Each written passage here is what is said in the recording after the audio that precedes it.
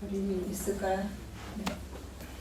네, 오늘 말씀은 이삭 죽기에서 타작 마당으로 라는 제목으로 말씀을 드리고자 합니다.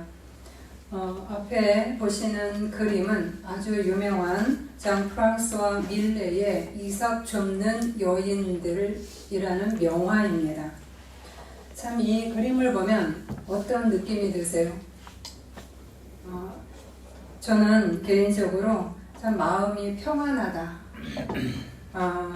햇살이 비치는 그 황금빛 들판에서 풍요로운 수확이 이루어지고 있는 모습이 있고요. 그리고 이곳에서 이삭을 줍는 여인들의 모습은 우리에게 평온함을 느끼게 해줍니다. 그런데 이 그림이 우리에게 고요와 평온함만을 느끼게 해주는 것인가 하고 질문할 필요가 있습니다. 우리는 이 그림에서 세 여인들을 주목해 보아야 합니다. 이들은 농민과 노동자 계급입니다. 당시 최하층으로 생존을 위해서 노동을 하며 살았던 그러한 사람들입니다. 이 여인들은 이삭을 줍기 위해서 자기 밭에서 이삭을 줍는 게 아니라 남의 밭으로 나와서 이삭을 줍고 있습니다. 이들은 이삭을 줍기 위해서 이곳저곳을 돌아다니면서 밑바닥만 보고 살았을 겁니다. 이삭을 줍기 위해서 허리를 구부리고 그리고 하루 종일 한 알에도 더 이삭을 줍기 위해서 고개를 들지도 못하고 허리를 펴지도 못하고 밑바닥만을 봅니다. 이 중에 한 여인은 허리에 손을 대고 있습니다. 아마 허리가 아플지도 모릅니다. 그래도 이삭 한 개를 더 줍기 위해서 밭에 나와서 애를 씁니다. 그들의 얼굴과 손을 보면 매끈하고 화려한 그런 모습이 아닙니다. 투박하고 거칠고 검습니다. 그럼에도 불구하고 하루 종일 이삭을 주어도 손에 쥐는 것은 빵 한 조각 만들 만한 그러한 양을 얻을 뿐이었습니다. 즉 이들은 등골 빠지게 사는 고달픈 인생입니다. 그런데 이 저 뒤에 그림 뒤쪽에 보면 대조적인 모습이 나옵니다. 잘 안 보이는 것 같지만 그 그림 속에는 아주 풍성한 곡식단을 겹겹이 계속 키케이 쌓아 올린 그런 마차가 있습니다. 이삭 줍는 여인들의 모습과 풍성한 곡식단의 주인과 일꾼들은 아무런 상관이 없습니다. 그녀들과 곡식단의 주인의 삶은 너무나도 비교가 될 뿐입니다. 그럼에도 불구하고 이들은 오늘도 열심히 이삭을 줍습니다. 저 부자는 얼마나 좋을까? 먹고 사는 일에 별 고민 없이 저 곡식단을 갖고 집에 가서 마음껏 배불리 먹는 것이 부럽기는 하겠죠. 그럼에도 불구하고 이들은 오늘날 내가 주어야 할 그 이삭을 줍기 위해서 열심으로 일을 합니다.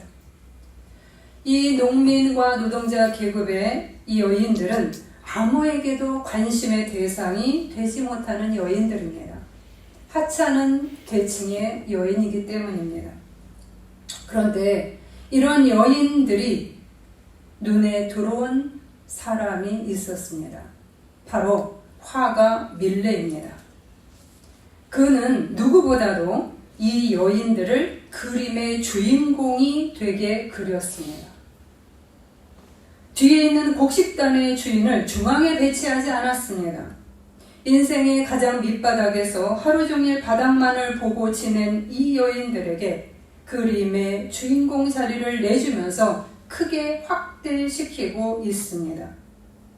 밀레가 이 그림을 그린 후에 아주 사람들로부터 혹독한 비난을 받았습니다. 왜냐하면 그 당시에 인정받지 못한 농민과 노동자를 그림으로 그렸기 때문입니다. 당시에 이러한 농민과 노동자를 대상으로 그리는 것은 별로 인기가 없었기 때문입니다. 그리고 부르주아들, 잘 사는 사람들은 자기들을 비판하는 그러한 상징을 갖고 있다. 그러한 마음을 가지고 이 밀레를 공격을 했습니다. 그럼에도 밀레는 내가 그 당시 파리에서 프랑스 혁명이 일어난 그것을 계기로 더욱더 가난하고 힘든 사람들에게 초점을 맞추는 그러한 그림을 그려나갔습니다. 비록 인기가 없을지라도 이들을 향한 밀레의 가슴이 뛰었던 겁니다.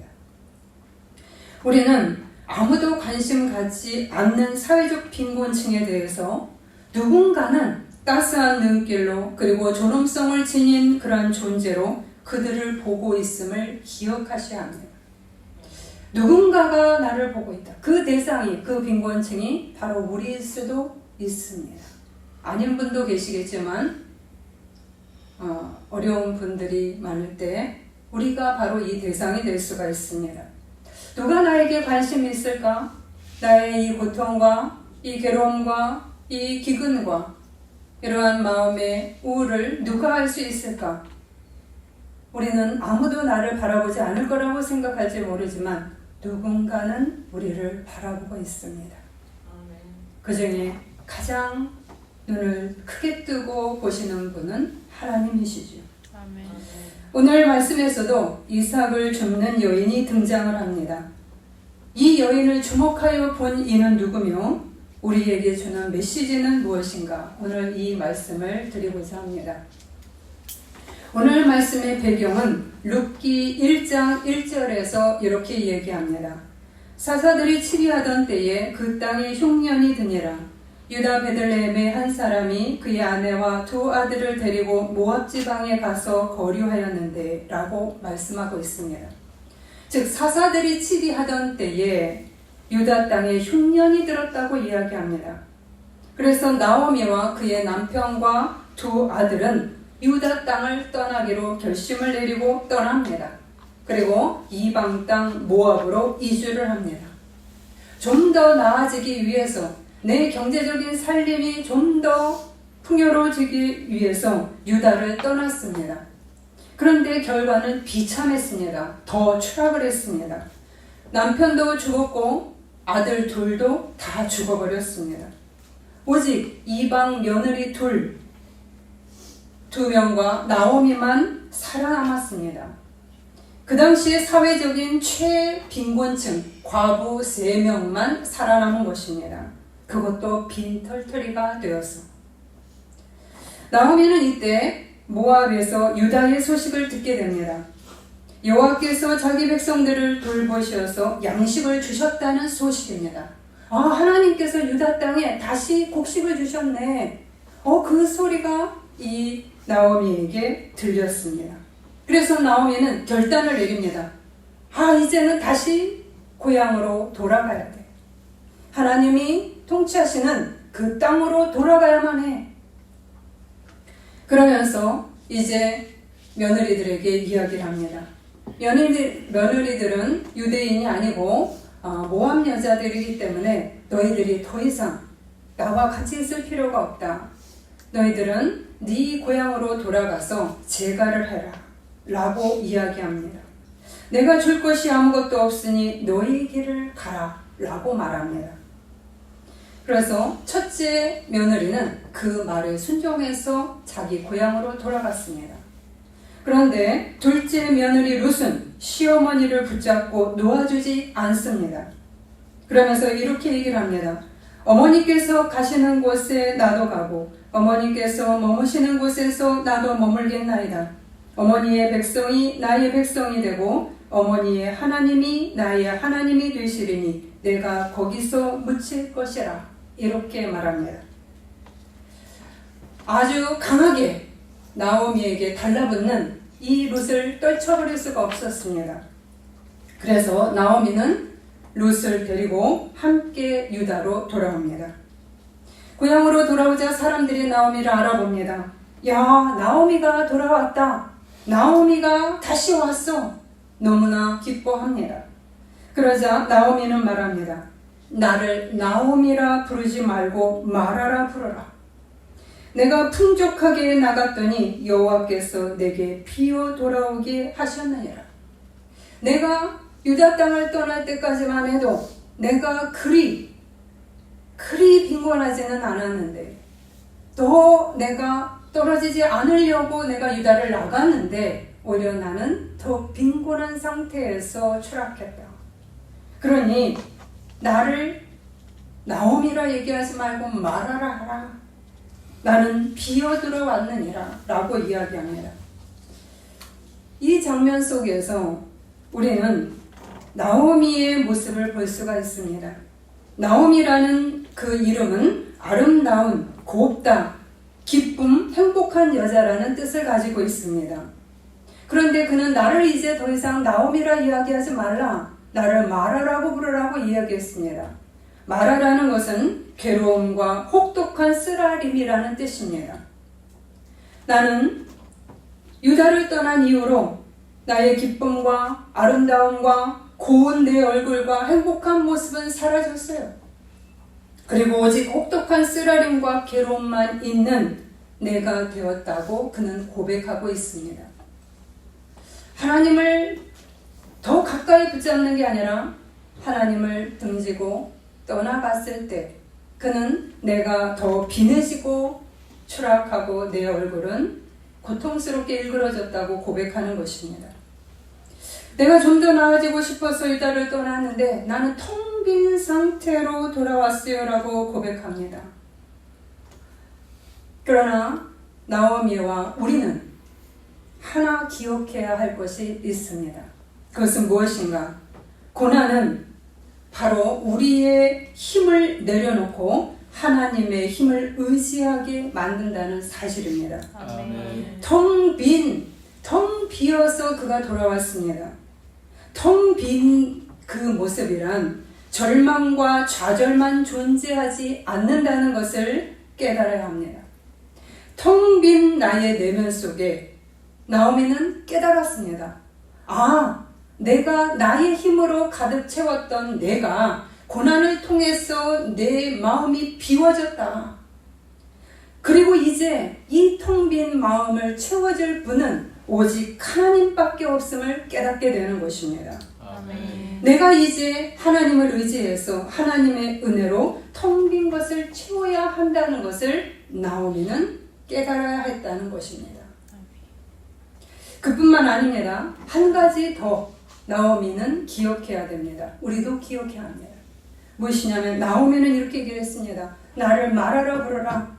나는 텅 비어서 돌아왔느니라. 내가 다시금 고향으로 왔고 하나님에게 돌아왔지만 나는 텅 비었어요. 나는 고난만 있어요. 나는 고통만 있어요. 나는 아무것도 없어요. 그러나 아까 말씀드린 대로 나오미는 텅 빈 것이 얼마나 소중한 것인지, 텅 비어야 하나님으로 채울 수 있음을 깨달아야 했다고 얘기를 드렸습니다. 우리도 마찬가지입니다. 우리가 고난을 통해서 하나님은 나의 꽉 차 있는 것들을 자꾸 비워내십니다. 내 힘으로 꽉 차 있고 내 열정으로만 가려고 하고, 그리고 내 지식과 내 의로 가려고 하는 내 가슴에 채워진 것들을 자꾸 비워냅니다. 그러니까 고통스럽죠. 내 힘을 내려놓게 만들려니 스스로 잘 안 되니까 고난이라는 그러한 도구를 통해서 나를 자꾸만 비워내십니다. 그럼에도 불구하고 나오미는 깨닫지 못했죠. 나를 말하라 그러라. 나는 아무것도 없어 라고 고백할 뿐입니다. 만약에 하나님께서 우리에게 고난을 주셔서 우리를 텅 비게 만들려고 하신다면 여러분은 내가 내려놔야 될 게 무엇인가를 오히려 살펴보셔야 합니다. 그래서 내 속에 꽉 채워있던 것들을 오히려 적극적으로 비워내도록 하나님께 나아가시는 것이 더 지혜롭습니다. 아멘. 두 번째는 아까 말씀드린 대로 나오미가 아무것도 없이 돌아왔어요. 근데 그렇지 않습니다. 그에게 하나 데리고 온 사람이 있죠. 누구예요? 룻입니다. 나오미는 모든 것을 잃은 것 같이 보였지만 그에게 신앙의 길을 함께 걷기를 결단한 룻이 그녀에게 따라붙었다는 사실입니다. 아멘. 내 옆에 신앙의 파트너가 붙어 있다는 얘기입니다. 아멘. 루시 얘기하죠. 어머니의 하나님이 나의 하나님입니다. 이제 나의 하나님이 될 것입니다. 하나님에 대해서 전혀 모르는 그가 내가 하나님을 따르겠다고 고백합니다. 아멘. 이거는 텅 빈 그에게 하나님께서 어마어마한 그런 인적 자원을 옆에 붙여준 겁니다. 믿음으로 텅 비어 있는 내 가난을 은혜로 채워가는데 혼자가 너무 버거우니까 옆에 신앙의 파트너를 붙여주면서 너희들이 힘을 합하여 내게 나오라. 그러면 어떤 어려움 가운데서도 다시금 일어설 수 있는 희망이 있음을 보여주는 증거입니다. 아멘. 왜 그런가? 롯이 이렇게 얘기를 합니다. 어머니의 하나님이 나의 하나님이 되리라고 고백했습니다. 바로 이 고백을 한 순간부터 하나님의 시선이 그녀에게 머물렀기 때문입니다. 밀레가 이삭 줍는 여인들을 존귀하게 여기고 그림의 주인공으로 크게 그렸듯이 하나님의 눈에 하나님을 따르기로 결단한 그녀에게 그녀가 보지 못하는 하나님의 시선과 하나님의 큰 그림의 계획이 그녀에게 시작되었다는 사실입니다. 아멘. 그리고 나오미의 가족에 다시금 일어서는 그 은혜가 시작되었다는 것입니다. 이처럼 하나님을 향한 우리의 돌이킴의 발걸음과 결단은 내 안의 텅 빔을 하나님의 풍부로 채우기 시작하는 첫걸음이 되기 시작합니다. 아멘. 여러분에게도 신앙의 파트너가 얼마나 단단하게 붙어 있으십니까? 고난 가운데서도 함께 기도할 사람이 있다는 것, 함께 신앙을 나눌 수 있다는 것, 굉장히 소중한 것을 기억하셔야 합니다. 아멘. 홀로 걸어가시는 거 힘들죠. 쉽지 않습니다. 그래서 가정에서 개척자들이 있습니다. 아무도 하나님을 모를 때 혼자 걸어가는 그분들 쉽지 않습니다. 저도 개척자였습니다.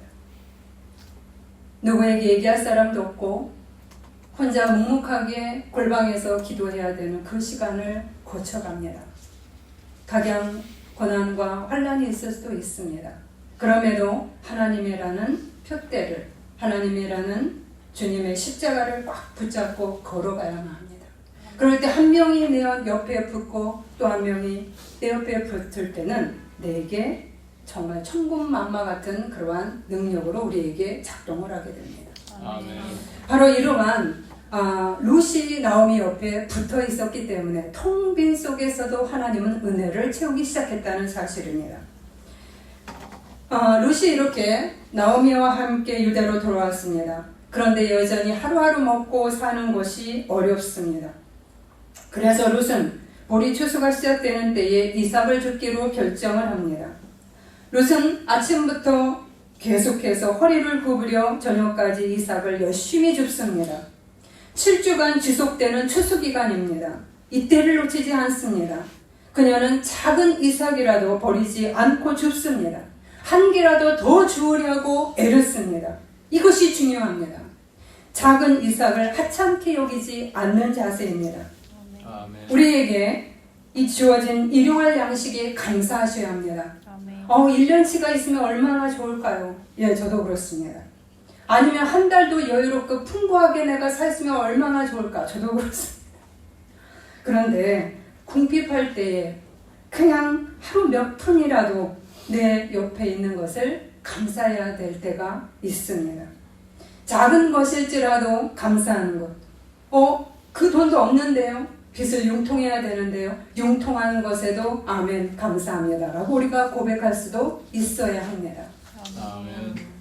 또한 이러한 일용할 양식뿐 아니라 고달픈 인생살이 속에서 이삭 같은 작은 은혜도 사모하고 주워 모아야 합니다. 아멘. 매일 기도를 많이 할 수 없을지라도 내가 자그마한 기도를 내가 올릴지라도 그 잠시의 기도 이삭을 나는 소중하게 주워 모아야 합니다. 아멘. 작은 것에도 감사할 수 있는 그 이삭의 감사 이삭을 주어야 합니다. 말씀 한 구절 내가 순종한 게 내가 작은 헌신의 이삭을 주어야 합니다. 내가 한계의 깨달음 속에서 회개하는 그 작은 회개도 나는 주어 담아야 합니다. 아멘. 그 이삭의 은혜를 한 개라도 더 얻으려고 내가 허리를 구부려서 애를 써야 합니다. 수로보니게 여인이 귀신 들린 딸을 위해 예수께 나와왔습니다. 그러자 예수께서는 그를 따뜻하게 대하기는커녕 냉담하게 대하시면서 이렇게 얘기했습니다. 자녀의 떡을 취하여 개에게 줄 수 없다 라고 말씀하시며 거절하셨습니다. 그때 수로보니게 여인은 개들도 주인의 땅에서 떨어진 부스러기를 먹나이다 라고 하면서 부스러기 은혜를 갈구했습니다. 바로 이러한 이삭의 작은 한 조각의 은혜, 그리고 부스러기 은혜라도 주어 담으려고 애를 써야 한다는 것입니다. 아멘. 그럴 때 더 큰 은혜가 우리에게 주어지기 시작합니다. 아멘. 어떻게 더 큰 은혜가 주어지기 시작하는지 오늘 룻의 모습을 보면 나옵니다. 작은 이삭을 주워 모으는데 열심을 내던 룻에게 밭의 주인인 보아스의 눈길이 그에게 머물기 시작합니다. 보아스는 추수하는 자에게 그녀는 누구냐? 라고 묻습니다. 그러자 그 추수하는 자가 이렇게 얘기합니다. 그녀는 나오미의 며느리 모압 여인 룻인데 아침부터 와서 잠시 쉰 외에는 지금까지 계속 이삭을 줍고 있습니다. 열심으로 살아가는 여인입니다. 시어머니에게 공경하고 그리고 하나님을 선택해서 하나님께 이방 여인이지만 하나님을 믿으려고 여기까지 온 여인입니다. 그리고 오늘 시부모를 공양하고 하루를 먹고 살기 위해서 이삭을 열심히 누구보다도 줍고 있습니다. 그러자 보아스가 룻에게 가서 이야기합니다. 이삭을 줍는데 배려의 은혜를 베풀어주기 시작합니다. 아멘. 내 딸아, 이삭을 주우러 다른 밭으로 가지 말고 여기 있으라. 또 추수하는 소년에게 그녀를 건드리지 말아라. 보호하라.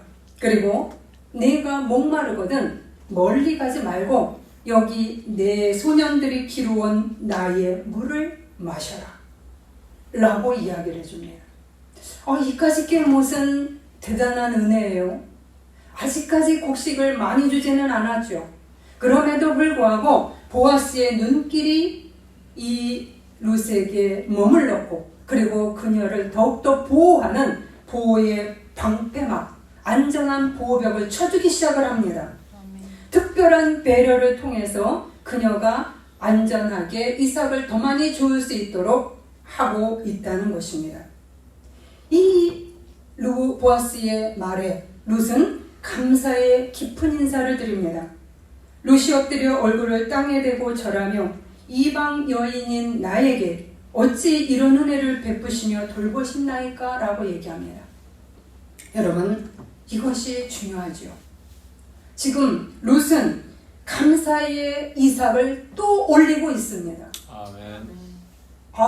그냥 이삭을 더 많이나 주시지, 그냥 볕단을 좀 주시지, 그냥 배려만 하고 끝나세요? 하나님, 저를 보호하시고 그걸로 끝나시는 거예요? 여전히 저 허리를 굽혀서 이삭 맨날 주우라고요? 언제 되나요?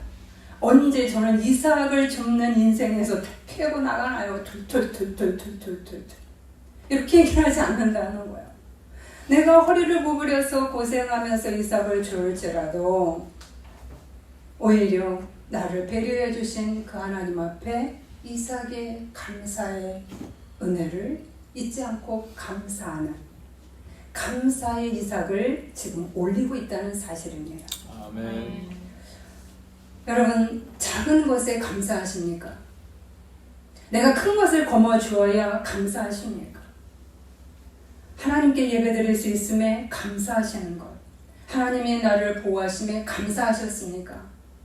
하나님이 나를 보호하시고 있다는 생각조차 못하시고 내 뜻대로 안 될 때 하나님께 분노하십니까? 여러분, 감사의 이삭을 더 주우셔야 합니다.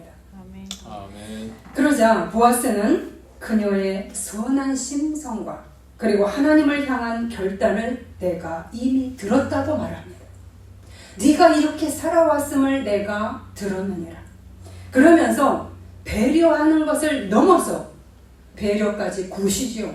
그것을 넘어서 그가 감사하는 이삭을 주어 모으자 또다시 더 큰 은혜로 이 룻에게 채워가기 시작을 합니다. 여러분, 그래서 여러분이 감사를 많이 하시라고 얘기를 합니다. 감사할 게 있어야지 감사를 하죠. 눈을 열어 보십시오. 감사할 게 많습니다. 근데 우리의 입술은 인색합니다.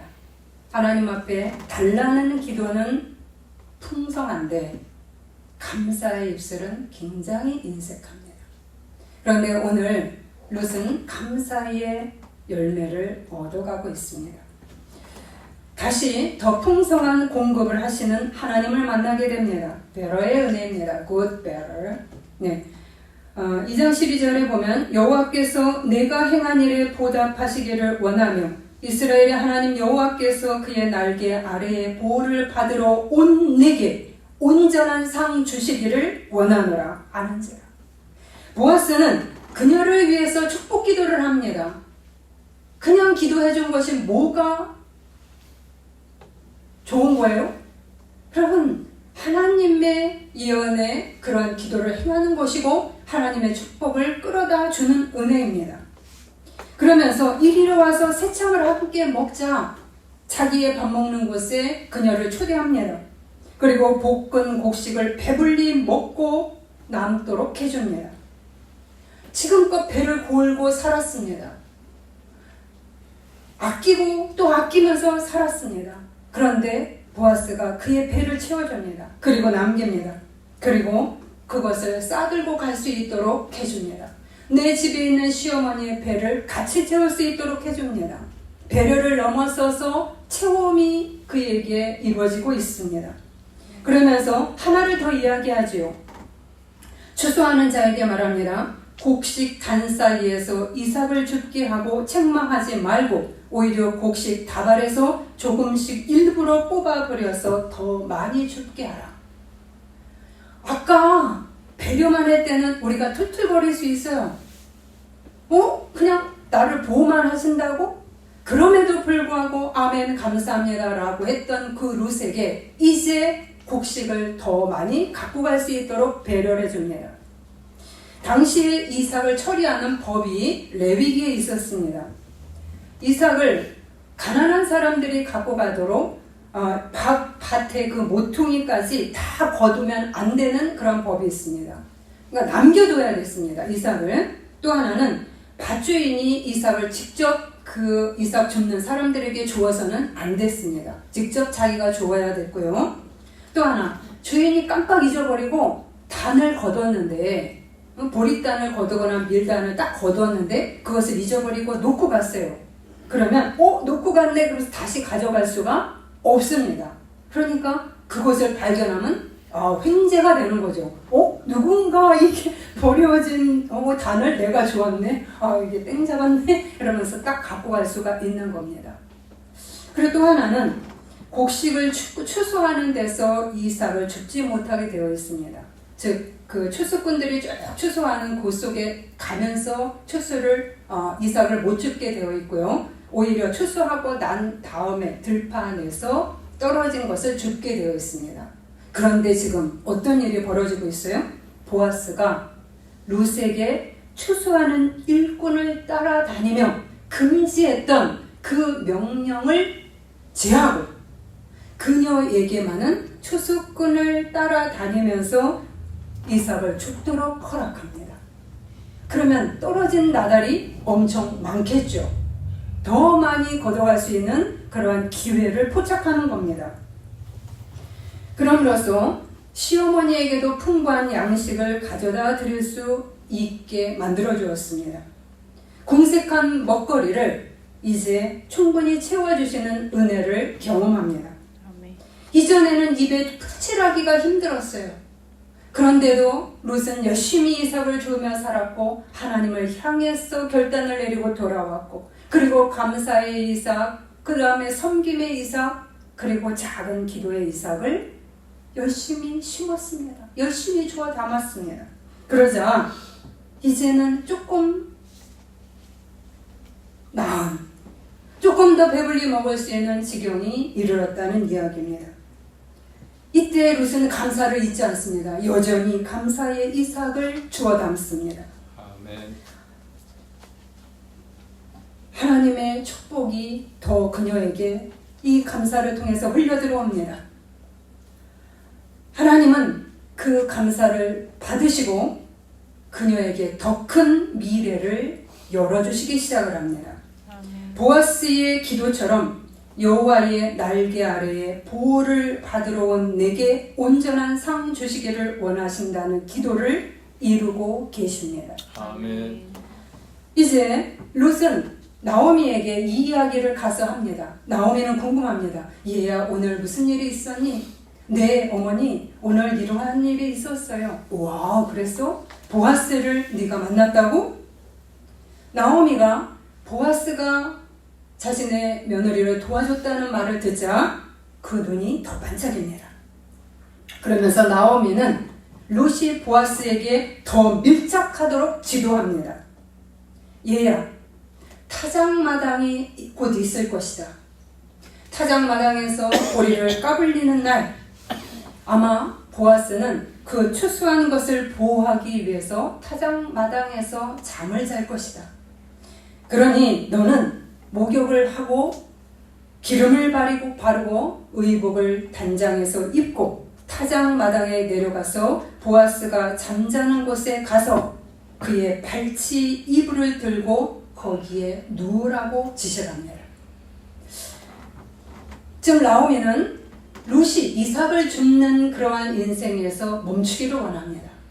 그리고 더 나은 삶을 살 수 있도록 그녀를 룻과 연결해 주려고 하고 있습니다. 룻을 제거시키려고 하는 것이요. 인격이 좋고 그리고 위세 있는 보아스에게. 그래서 이 결혼이 성사되면 룻은 이제 궁핍과 고난에서 벗어나게 될 것이고 더 나은 삶과 미래가 펼쳐질 것입니다. 보아스는 예수 그리스도를 상징합니다. 우리 인생을 구원할 자, 그 예수의 발 앞에 담대히 나아가라고 지금 나오미는 촉구하고 있는 겁니다. 가르쳐주고 있는 겁니다. 얘야, 이삭을 줍는 것에 멈추지 말고 이제 더 예수께 너 직접 너 들어가라. 더 예수의 발밑으로 너가 더 들어가라. 용기를 내 담대하게 라고 지도하고 있습니다. 아멘. 혈루증 여인이 자기의 병을 고치지 못해서 모든 돈과 모든 것들 다 잃어버렸습니다. 그럼에도 병은 낫지 않았습니다. 그때 이 여인은 예수의 옷자락이라도 만지면 나을까 그 예수를 쫓아갑니다. 부정한 피를 흘리는 여자는 그 무리 속에 낄 수 없음에도 불구하고 용기를 내서 그가 쫓겨날 거를 각오하면서 예수의 옷가에라도 손을 댈까 하면서 예수를 쫓아갔고 그 예수의 옷자락에 손을 대었습니다. 그러자 그의 혈루의 근원까지 깨끗이 나와버리는 놀라운 은혜가 임하였습니다. 혈루증 여인은 용기가 필요했죠.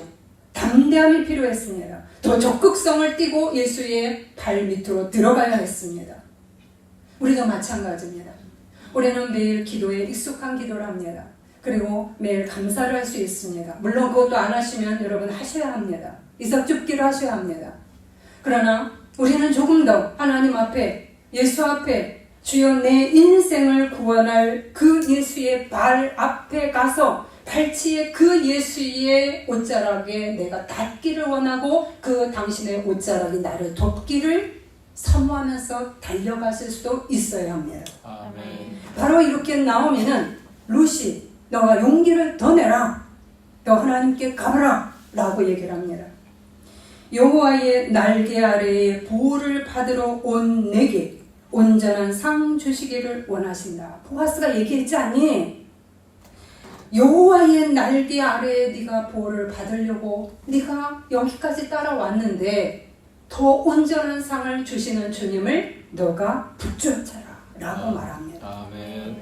그 조언에 아멘으로 꼬들꼬들 하지 않고 어떻게요 감히 내가 어떻게 급이 되지도 않는 그 보아스한테 가란 말이에요. 아무 말 되시는 소리를 하세요. 저하고 그 보아스는 상대가 안 됩니다. 이렇게 한 게 아닙니다. 아, 그래요? 아, 해보지요. 그래요? 될까요? 안 될 거야. 머릿속에 안 됩니다를 열심히 되뇌는 게 아니라 그 조언, 그 지도에, 영적 지도에 아멘으로 순종해 갔습니다. 아멘. 시편 17편 8절에 나를 눈동자같이 지키시고 주의 날개 그늘 아래 감춰사. 바로 이 은혜를 통해서 우리들은 더욱더 풍요로운 것으로 하나님의 사랑 속으로 우리가 회복 속으로 들어갑니다. 타작마당은 회복과 사랑의 은혜를 이야기합니다. 망가진 우리가 주님의 타작마당 안으로 들어갔을 때, 물론 타작마당은 심판을 상징하기도 하고 여러 가지를 상징하지만, 그러나 회복, 내가 망가진 내 인생을 다시 일으키는 그 은혜의 장이 타작마당이기도 합니다. 바로 이 타작마당으로 더 나아가도록 나오미는 이끌었고 룻은 그 말을 순종하며 아멘으로 받아들였습니다. 그리고 그녀는 목욕을 하고 기름을 바르고 옷을 나름 깨끗하게 입고 타작마당에 들어가 보아스가 누운 그 자리에서 보아스의 겉옷이자 이불 겸 그 역할하는 그 옷을 살짝 들어서 자신이 그 발치에 눕습니다. 보아스가 깜짝 놀랍니다. 그러자 룻은 이렇게 얘기합니다. 나는 당신의 여종이오니 당신의 옷자락을 펴서 여종을 덮으소서. 보아스는 그녀의 담대한 용기에 감탄하며 축복합니다. 그리고 그의 축복은 이제 온전한 축복, 온전한 상을 향해서 더 나아가고 있습니다. good, better, 넘어서 best, 최상급이죠. 바로 이 best의 은혜가 그녀에게 주어지고 있습니다. 내가 내 말대로 다 행하리라. 내가 구원하리라. 아멘. 그러나 고액, 나보다 더 앞선 자가 있으니 내가 법적으로 더 깨끗하게 한 다음에 그가 물르면 대신에 내가 너를 받아들이리라. 법적으로 아주 정확하게 일처리를 해나가기 시작을 합니다. 그러면서 이야기를 합니다. 이 밤에 여기 머무르고 새벽에 일어나 가거라. 너가 만약에 지금 가면 오해를 받는다.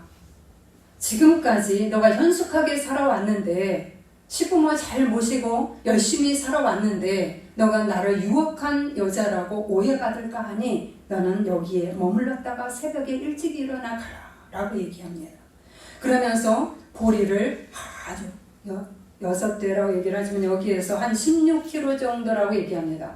이 무거운 걸 어떻게 여자가 들고 갔을까요? 라고 얘기를 하지만 보리 16kg를 주어서 보냅니다. 여러분, 이걸 어떻게 무거워서 들고 가요? 여러분, 이삭 줍던 여인이 보리 16kg 들어보세요. 얼마나 행복하겠습니까? 그죠? 야, 푼돈 내 안에서 1,000원, 2,000원 막 그거 간신히 하루에 1,000원, 2,000원 있다가 내 안에 50만 원이 들어오면 여러분 안 갖고 가시겠어요? 그냥 더 주세요 하겠죠? 야, 이렇게 더 많은 풍부한 은혜가 그녀에게 주어졌습니다. 아멘. 그러면서 이야기합니다. 빈손으로 내 시어머니에게 가지 말라. 이게 하나님의 은혜입니다. 나오미까지 챙겨주시는 하나님입니다. 그리고 이제 룻은 보아스의 아내가 되었고 예수 그리스도의 조상이 되었습니다. 오늘 말씀을 통해서 우리는 다시 한번 몇 가지를 살펴보시기 바랍니다. 나오미와 룻의 자세를 우리가 가져야 합니다. 비록 모든 것을 잃어버리고 절망과 혹독한 쓰라린 여자가 되었다 할지라도 하나님께 돌아오는 것을 선택했다는 것에 점수를 줘야 합니다. 아멘. 그것이 시작입니다. 하나님은 기다리고 계십니다. 하나님을 떠난 자를 하나님이 그냥 두시지 않습니다. 계속 기도합니다. 계속 기도시킵니다. 저도 여지껏 기도합니다. 텅 빈 채로 돌아왔지만 그 텅 빈이 다시 그들을 하나님께로 접속시키는 갈망을 만들어낸다는 사실을 기억하셔야 합니다. 아멘. 우리는 고난을 해석을 잘해야 합니다. 고난을 통해서 나의 한계를 인정하게 되는 것이고 하나님의 무한한 능력의 날개 아래에 거하기를 갈망하게 하는 능력이 있습니다. 이렇게 텅 빈 채로 돌아온 나오미에게 하나님은 빈손으로 가지 말고 가득 채워주시는 것으로 응답했다는 사실입니다. 내가 텅 비어 들어왔는데 근데 보아스가 뭐라고 얘기를 해요? 내 시어머니에게 빈손으로 가지 마라. 하나님은 텅 비어 있다고 고백한 이 나오미를 빈손으로 가지 않고 채워주시는 은혜로 그에게 공급하고 있습니다. 아멘. 바로 이것이 우리에게도 이루어지고 있는 이야기입니다. 아멘. 그러므로 나의 힘을 내려놓고 나 혼자 하려는 힘을 내려놓도록 하나님은 하시겠죠. 그리고 하나님을 의지하고 결단하시면서 하나님의 그 나의 빈 공간에 채우시는 은혜를 체험하셔야 합니다. 아멘. 두 번째는 이삭 줍는 신앙은 귀하다는 사실입니다. 매일의 작은 이삭을 주워 담으세요. 다양한 이삭을 주워 담으세요. 이게 뭔 나에게 유익이 될까요? 네, 모으면 됩니다. 아멘. 한 개의 기도가 두 개의 기도로, 세 개의 기도로 모아지면 나에게는 그것이 큰 능력으로 작동합니다. 아멘. 티끌 모아 태산이라고 했습니다. 여러분, 티끌의 은혜를 무시하시지 마셔야 합니다. 아멘. 그러나 우리는 이삭 줍기에서 멈춰서는 안 되고 어디로 가셔야 돼요? 타작마당으로 용기 있게 나가셔야 합니다. 아멘. 더 큰 은혜를 사모하면서 하나님의 그 겉옷이 예수 그리스도의 겉옷자락이 나를 온전히 덮으도록 하나님 앞에 갈망하셔야 합니다. 그리고 결단하시고 순종하셔야 합니다. 또 하나, 나오미와 룻은 신앙의 파트너로서 힘을 합쳤다는 사실입니다. 아무것도 없을지 몰라도 여러분에게 믿음의 파트너가 있다면 더 큰 은혜의 날개 가운데로 날아갈 수가 있습니다. 아멘. 서로에게 룻과 나오미가 되어 주어야 합니다. 나의 룻과 나오미는 누구일까요? 여러분에게 누가 떠올리십니까? 우리 가족의 나오미와 룻은 누구일까요? 저는 저희 올케인 것 같습니다. 많지 않습니다. 그 오랜 세월 기도했는데 손으로 꼽습니다. 참 슬픕니다. 여전히 기도하는 제 모습을 보면서. 네. 또 하나, 목회자는 나오미의 역할을 합니다. 절망도 경험해 보고요. 무너짐도 경험해 봅니다. 그리고 하나님께 돌아서는 결단이 무엇인지도 먼저 깨닫습니다. 우리는 고난을 통해서 하나님을 만난 체험이 목회자에게 있어야 됩니다. 그리고 말씀과 기도 속에서 하나님을 만난 것들을 전해줄 수 있어야 합니다. 나오미는 이처럼 룻을 더 나은 믿음과 미래로 이끌어 주도록 했습니다. 예수 그리스도께 더 가까이 나아가는 타작마당의 믿음으로 이끌어 주었습니다. 목회자가 바로 이 일을 합니다. 그러면 여러분, 이삭 줍는 신앙을 가지세요. 그러면 순종하셔야 되죠. 그런데 하나 더 욕심을 내서 목회자가 이야기합니다. 타작마당으로 더 용기를 내서 나아가십시오. 그럴 때 여러분은 아멘 하셔야 됩니다. 아멘. 매번 토를 다시면 힘듭니다. 매번 제가 뭘 어떻게 해요, 안 돼요. 그러면 여러분, 목회자는 성도가 배불릴 때 행복합니다. 목회자가 먼저 가난해지고요. 목회자에게 많은 돈을 안 주더라도 여러분이 잘 되는 것을 통해서 얻어먹고 사는 거 아니에요. 예, 그럼 여러분이 잘 되시면 우리도 잘 되는 것입니다. 여러분들이 감사에 이삭을 줍고 그러면 그 모습이 행복한 겁니다.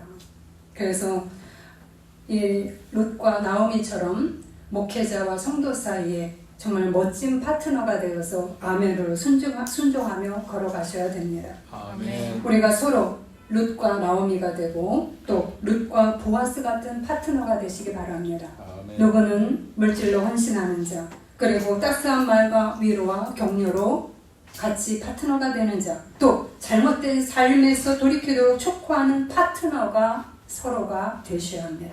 오늘 이것을 기억하시면서 이삭 줍는 은혜를 여러분 기억하시고, 그러나 이삭 줍기를 넘어서 타작마당으로 나아가십시오. 하나님의 놀라운 은혜가 준비되어 있습니다. 아멘. 기도하시겠습니다.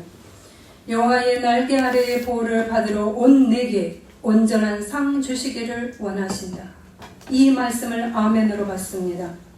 나로 가득 찬 마음을 고난 속에서 텅 빈 공간을 만들어 가심에 오히려 감사를 드립니다. 그 텅 빈은 이제 예수 그리스도의 은혜로 가득 채워질 것이기 때문입니다. 그러기에 고난 앞에서 주님을 향해 돌아서는 결단을 순간순간 하게 하소서. 또한 작은 이삭의 믿음을 열심히 주어 모으는 자 되게 하소서. 이에 더 나아가 타작마당의 신앙으로 예수 그리스도와 더 깊어지는 실천의 신앙인이 되게 하소서. 이러한 신앙의 깊이 속에서 날로 더 크게 역사하시어 베스트의 온전한 상을 주시는 주님을 체험할 줄 믿습니다. 예수 그리스도 이름으로 기도드립니다. 아멘.